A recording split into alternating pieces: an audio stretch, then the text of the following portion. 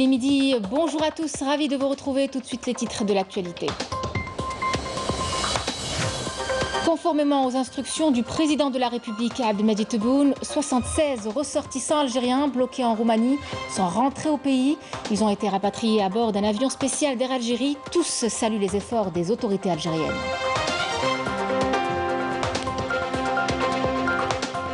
Redynamisation des investissements. HLF, plus de 30 autorisations d'exploitation de projets ont été octroyées. La wilaya compte de nombreux projets économiques pourvoyeurs de richesses dans différents segments d'activité.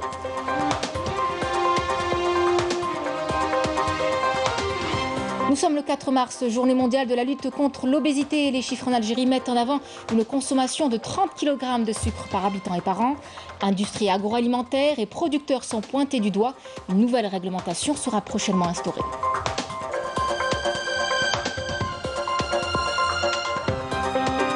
Jeux méditerranéens d'Oran, la ville se prépare à les accueillir. Qu'il s'agisse d'infrastructures sportives ou hôtelières, tout est en phase de finalisation.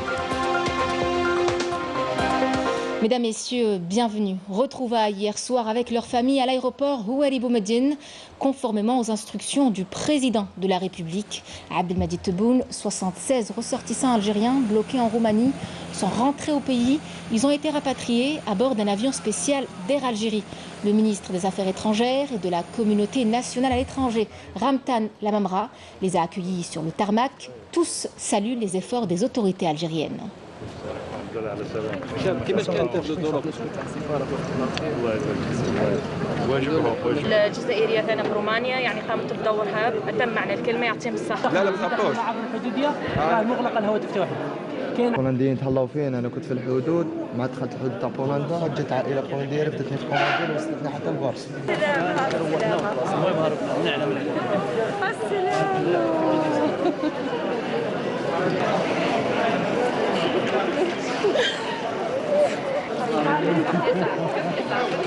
صباح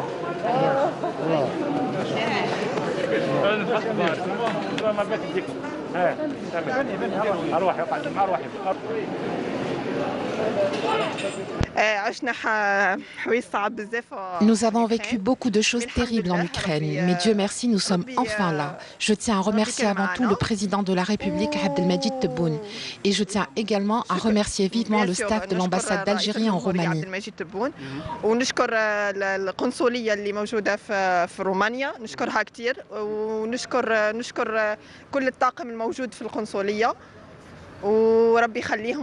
Je suis très fière d'être algérienne encore une fois.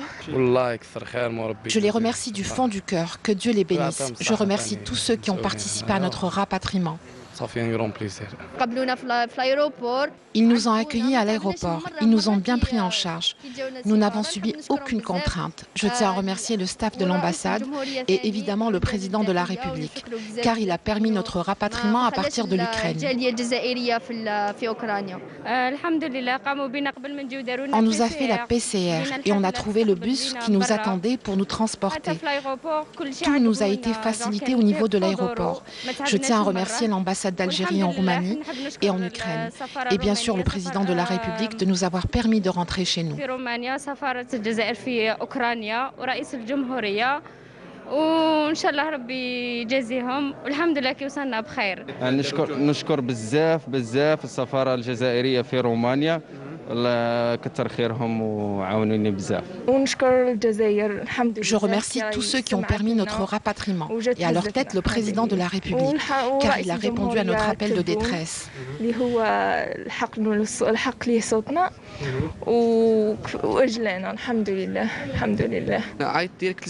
J'ai directement contacté l'ambassade qui m'a tout de suite pris en charge avec chambre d'hôtel, nourriture et tout ce qu'il faut.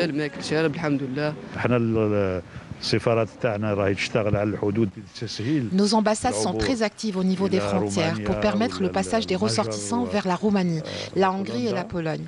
La grande majorité s'est dirigée vers la Roumanie. Nous encourageons les ressortissants à se diriger vers les frontières. Les ambassades sont mobilisées pour les prendre en charge.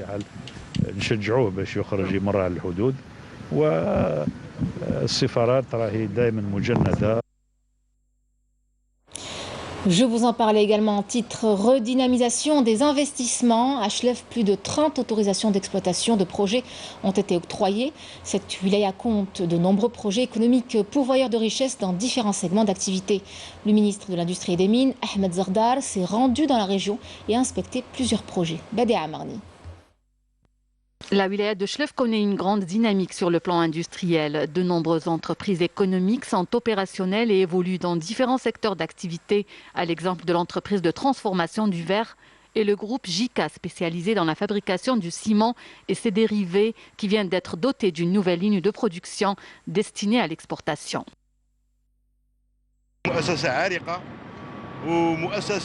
C'est une entreprise leader dans son domaine qui a su s'imposer au fil des années grâce aux efforts de ses employés et de son staff dirigeant pour mettre sur le marché un produit conforme aux standards internationaux. Preuve en est que nous exportons notre ciment.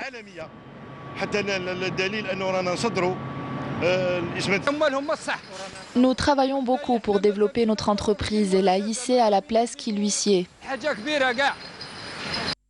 Le tissu des petites entreprises à Chlef s'est également développé, à l'exemple de cette entreprise spécialisée dans la fabrication de produits pharmaceutiques qui a bénéficié d'une autorisation exceptionnelle d'exploitation dans le cadre de la levée du gel sur les investissements.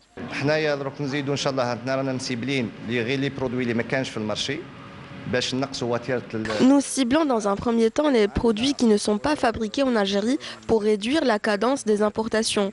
Nous allons certifier cette unité aux normes ISO. Nous avons un projet d'extension pour fabriquer les produits injectables et biosimilaires.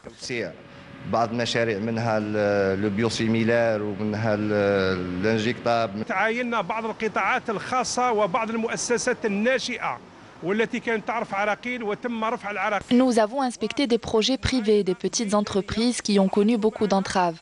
Vous avez constaté avec nous le volume des nouveaux projets dotés de technologies de pointe et la présence de partenaires italiens qui accompagnent l'industrie algérienne.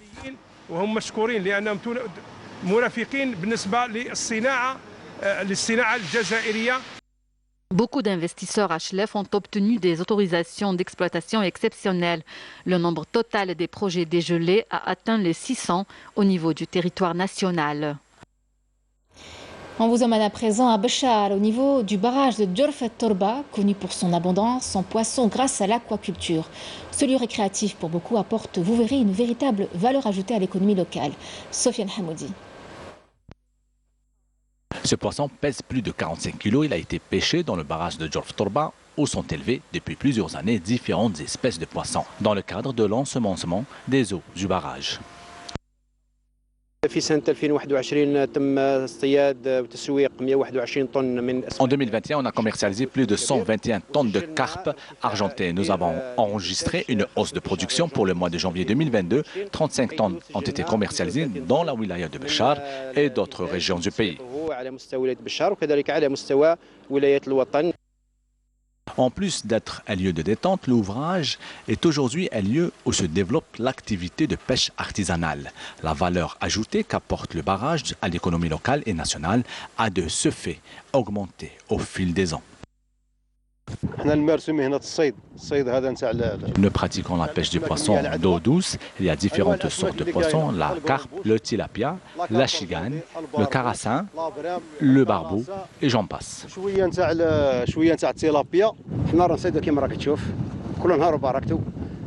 Nous arrivons à pêcher jusqu'à 20 voire 25 quintaux de poissons par jour. Situé à une quarantaine de kilomètres en amont de la ville d'Abadla, le barrage de Djorfet Torba n'est aujourd'hui plus uniquement un ouvrage hydraulique destiné à l'alimentation en eau potable de la wilaya de Béchar, mais également un pôle aquacole par excellence. Lors du dernier Conseil des ministres, le président de la République, Abdelmadjid Tebboune, a émis, souvenez-vous, des orientations pour le lancement des études techniques et de planification pour moderniser le tissu urbain. Et c'est à Constantine qu'on évoque ce volet entre la nécessité de garder le cachet authentique de la cité et le respect des normes modernes dans le bâtiment. Amina Batouche et Badea Amarni. Chaque ville algérienne a un cachet architectural propre à elle. L'ancienne cité où le vieux Constantine, comme même à l'appeler ses habitants, est considérée comme l'âme et la mémoire de cette région de l'Est du pays. De nombreuses opérations de restauration sont en cours afin de préserver ce style si spécifique à la ville millénaire. Nous avons initié cette opération de restauration de la ville car elle nous a vu naître. Nous souhaitons restaurer l'ancienne Constantine de Ras Gantara jusqu'à Gantrat, Sbetar, Souk al-Asr, Rahbet, Souf et Rsif, tous les coins et recoins de cette cité ancienne. Nous voulons attirer les touristes dans notre ancienne cité. Au fil du temps et avec la croissance démographique, les besoins en matière de logement ont sensiblement augmenté. Une nouvelle dynamique urbanistique a été enclenchée. De nouvelles cités ont émergé à l'exemple de la nouvelle ville Ali Menjli. Mais le visiteur est vite interpellé par l'anarchie et le non-respect des normes architecturales.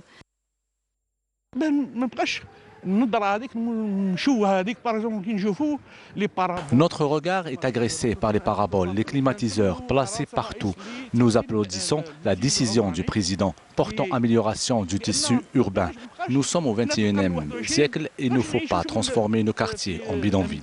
Même ce qui est moderne, ou les bidonvilles. On ne peut pas bidonvilliser nos quartiers. Je suis content de la décision prise par le président de la République. J'espère qu'elle sera concrétisée sur le terrain. Le temps est venu de voir nos cités comme des vitrines reflétant nos comportements. Nous soutenons toute décision pour améliorer le tissu urbain. La wilaya de Constantine va mettre en conformité ses projets de développement, notamment dans le domaine du bâtiment, aux normes urbanistiques et architecturales requises pour répondre aux attentes des citoyens. Autre type d'architecture, celui d'un qsr vieux de plus de 2 siècles, situé dans la lumineuse oasis de la Saoura. Il a été réhabilité et restauré par une association pour le plus grand bonheur de ces touristes qui sont de plus en plus nombreux à s'y rendre. Un investissement qui contribue grandement au développement du tourisme saharien. Samira Hadjaman. L'Aqsar de Warurut, un des 3 qsors principaux que compte la vieille ville de la perle de la Saoura, Beni Abbas. Il a été édifié il y a plus de 250 ans. Et pour sa préservation et sa mise en valeur, une association a procédé à sa rénovation pour en faire une destination touristique phare et permettre aux visiteurs de Beni Abbas de découvrir les traditions ancestrales de la région. Notre association a été créée en 2003. Le siège de l'association se déploie sur 8 chambres, des chambres originales et d'autres sont simples. Nous avons conservé le cachet du vieux bâti.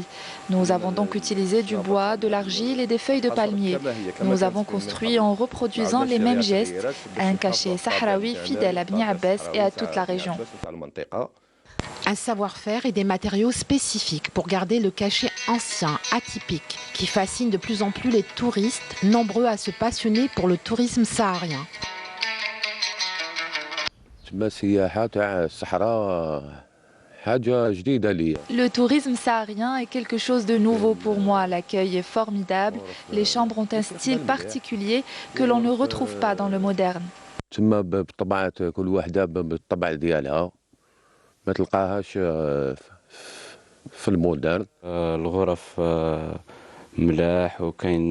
L'hébergement est bien, c'est atypique. Il y a parfois des grottes dans les chambres et la nourriture est excellente et bio. Les qsors sont le témoin d'une histoire, mais aussi d'un mode de vie proche de la nature, des rites et des codes qui fascinent encore.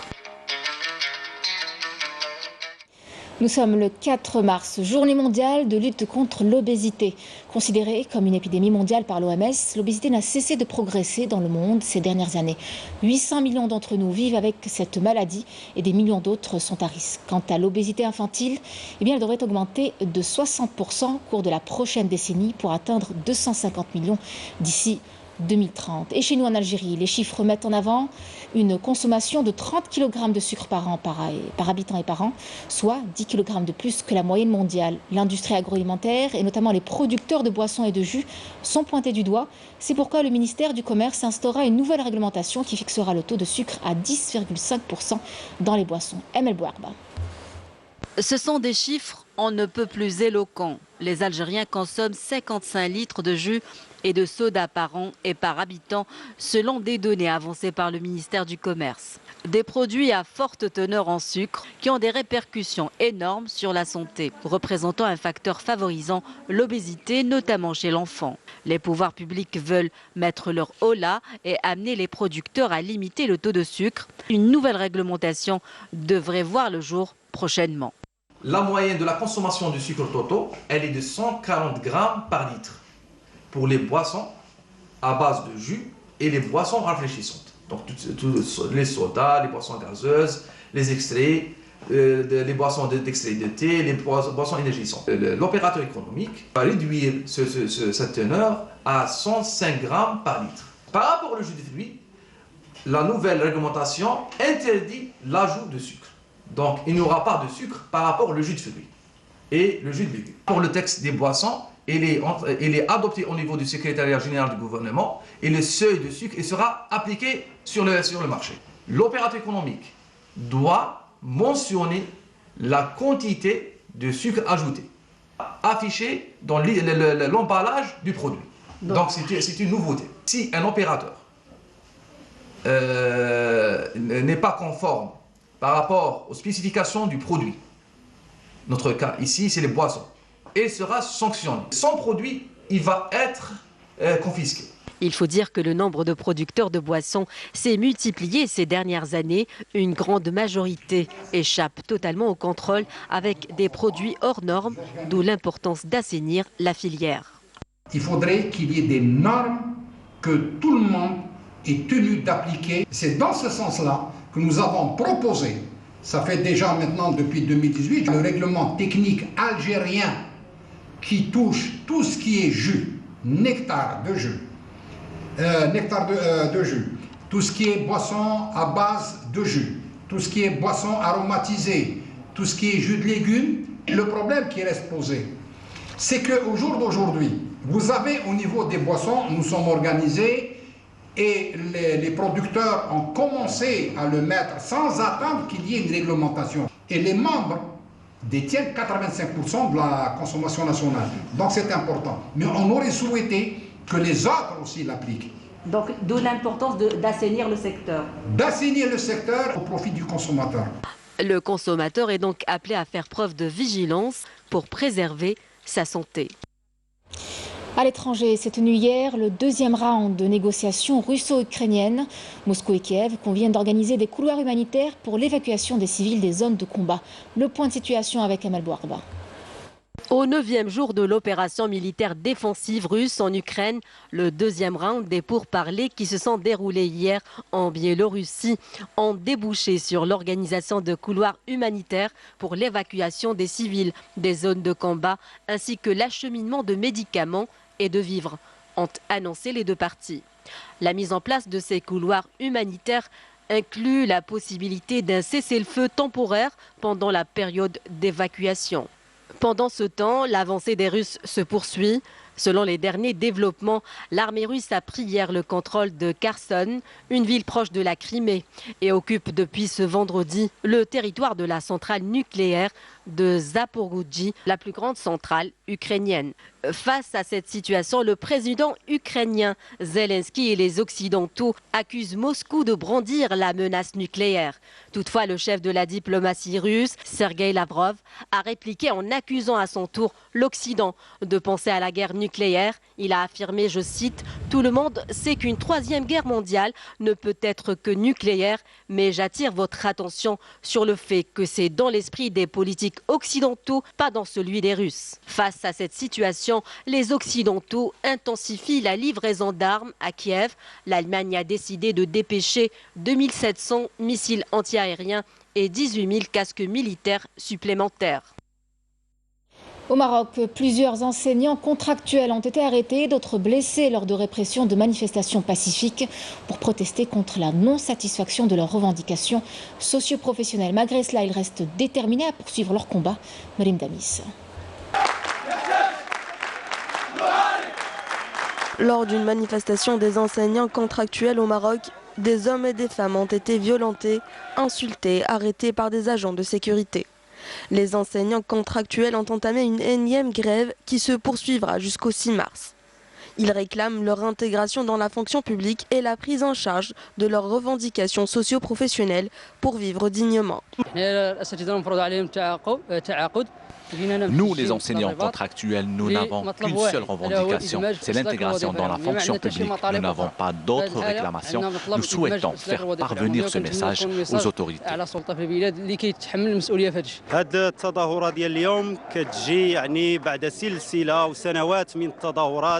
Après une longue série de manifestations, nous sommes sortis encore une fois pour réclamer la fin du statut enseignant contractuel. C'est le seul slogan de la coordination nationale des enseignants. Hier, plusieurs personnes ont été arrêtées et battues par les forces du Makhzen.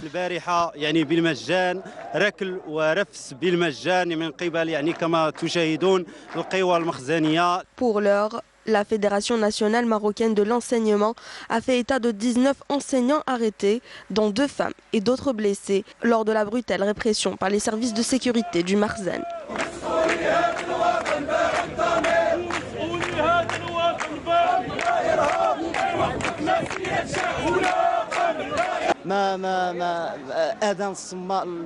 Le ministère fait la sourde oreille et nous sommes surpris de voir toutes ces arrestations. Près de 20 personnes ont été arrêtées. Nous voulons savoir où veut en venir le gouvernement.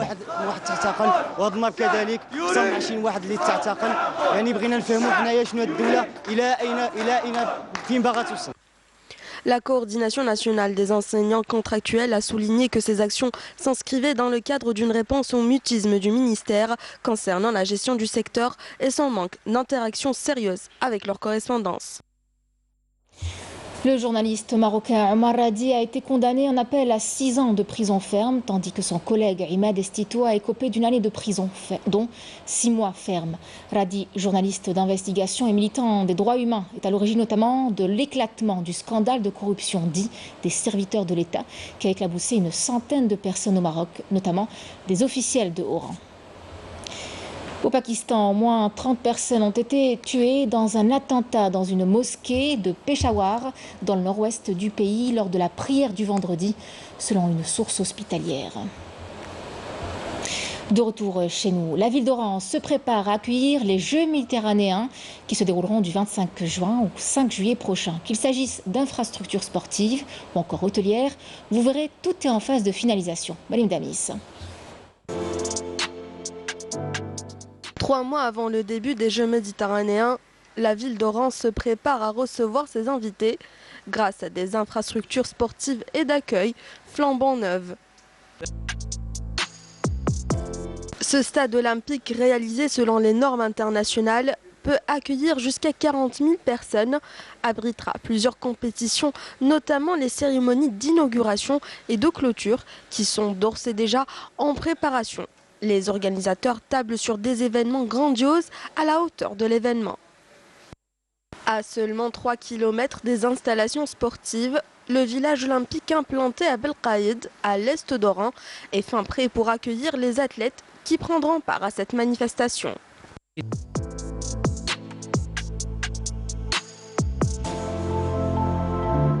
Ces Jeux méditerranéens ont été l'occasion de réaménager certaines infrastructures sportives, dont le Palais des Sports Hamou Boutlilis, la piscine olympique et le centre équestre d'Oran. D'autres ouvrages ont vu le jour à l'instar de la nouvelle aérogare Ahmed Ben Bella, d'une capacité de 3 millions de passagers. Le secteur du tourisme et de l'artisanat a mis à la disposition des visiteurs tous les établissements hôteliers publics et privés existants et ouvre 15 autres établissements d'une capacité de 200 lits. Lors de sa visite à la wilaya d'Oran, le président du comité international des Jeux méditerranéens, David Tisano, s'est félicité du travail accompli et a exprimé son optimisme quant à la réussite du tournoi. Les préparatifs battent donc leur plein pour assurer le bon déroulement à tous les niveaux de cette manifestation sportive que s'apprête à accueillir l'Algérie. Merci de l'avoir suivi. Tout de suite les nouvelles du ciel avec Mina Abed. Quant à moi, je vous retrouve ce soir à 19 h. Bon après-midi à tous.